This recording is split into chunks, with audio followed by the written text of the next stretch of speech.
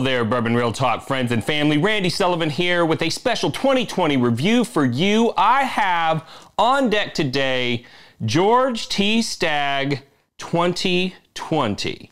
So if you've ever been over to my house, you know that George T Stagg is my favorite bourbon of all time. I call it the GOAT. I know it's not everyone's favorite, but for my palate, it's my favorite. Always loved it, loved trying every year, and I was lucky enough to get a 2020 this year, and I thought, you know what? I'm gonna do a review.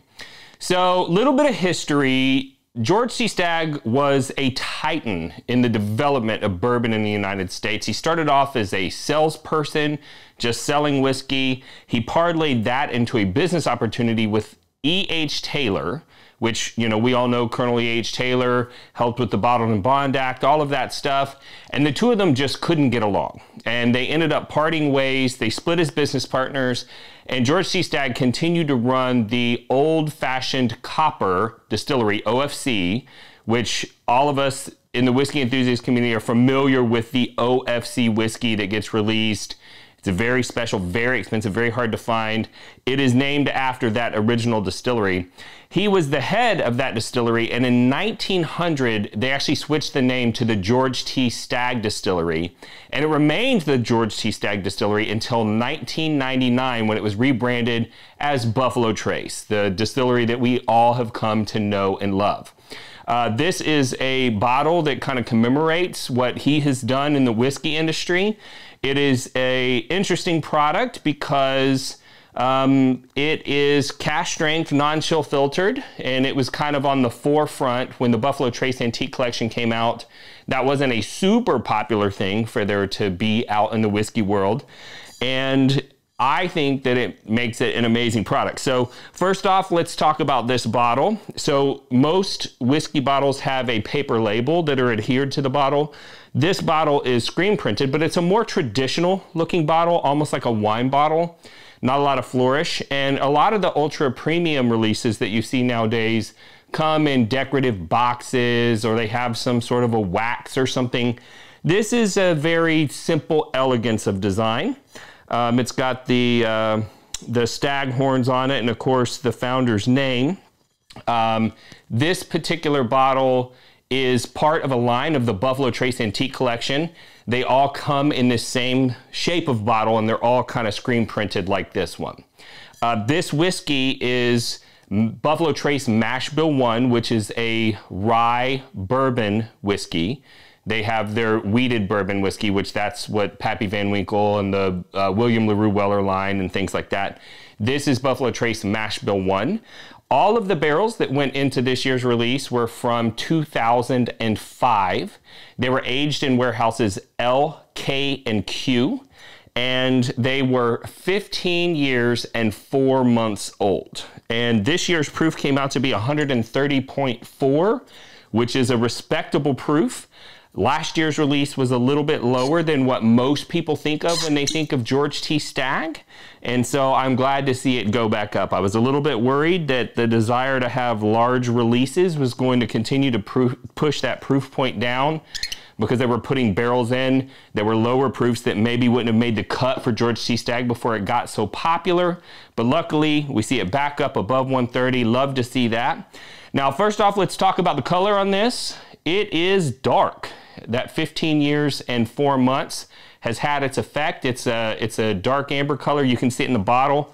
Much darker than what you typically see in a normal release of a Kentucky whiskey, and I like that. It's relatively viscous, which you would expect from a cask strength, non-chill filtered whiskey. On the nose, I mean, this is a very complex product. So the first thing that I get when I smell a George T Stagg is cherry. And not just any cherry, it's like a cherry cola. It smells very similar to like a cherry Coke, or like maybe even Dr. Pepper, which is, you know, very cherry forward. It's a dark cherry. I also get on the nose toffee, which, you know, obviously there's tons of vanilla, there's tons of honey. I mean, I don't even say honey, vanilla, and caramel, but sometimes I'll get a note that's worth paying special attention to, and that's toffee. And toffee is also caramelized wood sugar flavor. So it's kind of similar to caramel, but it's a little bit more burnt, right? You're getting a little bit more smokiness, a little bit of a darker caramelized sugar. I'm also getting a wee bit of clove, some baking spice notes coming out. Getting some cinnamon as well. And one of the main characteristics that I get out of George T Stagg, now keep in mind, Buffalo Trace Mash Bill 1 gets made into Buffalo Trace, it gets made into Eagle Rare, it gets made into E.H. Taylor, it gets made into Stagg Jr., it gets made into a lot of different brands. And one of the characteristics that makes George T Stagg stick out to me is a very rich pipe tobacco. And when I say pipe tobacco, I'm talking about the flavored pipe tobaccos. I'm thinking something along the line of like a cherry pipe tobacco. When I was a kid, I used to go into the cigar shop and they'd have all these canisters of pipe tobacco, and I love to smell them. I don't smoke, but I do love to smell pipe tobacco. And this reminds me of just going into that store when I was a kid. Let's taste it.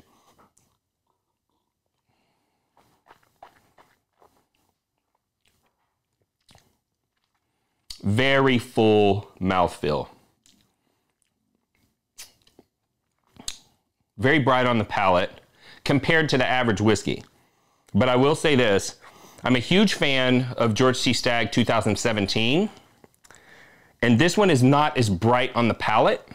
Sometimes I get a little bit of a floral note, almost like Aquanet, like my grandma's hairspray on George T Stagg some years. I'm not getting it as much on this. This is more of a, traditional higher age bourbon components, maybe some creme brulee on the palate.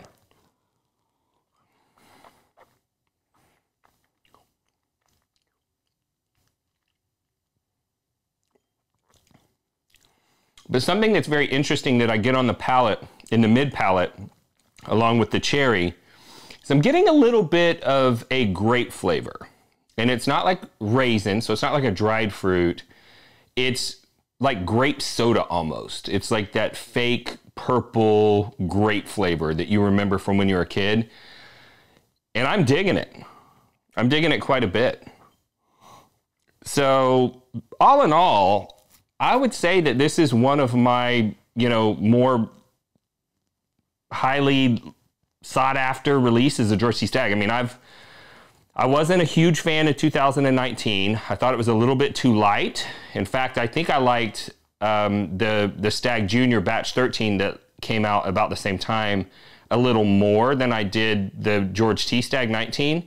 18 I was a fan of. I did have a bottle of 18 and I enjoyed it. I didn't enjoy it as much as 17. So some kind of interesting tidbits. I would say this one's a little less complex than, say, 17. I'm not getting as much of that floralness in the mid palate.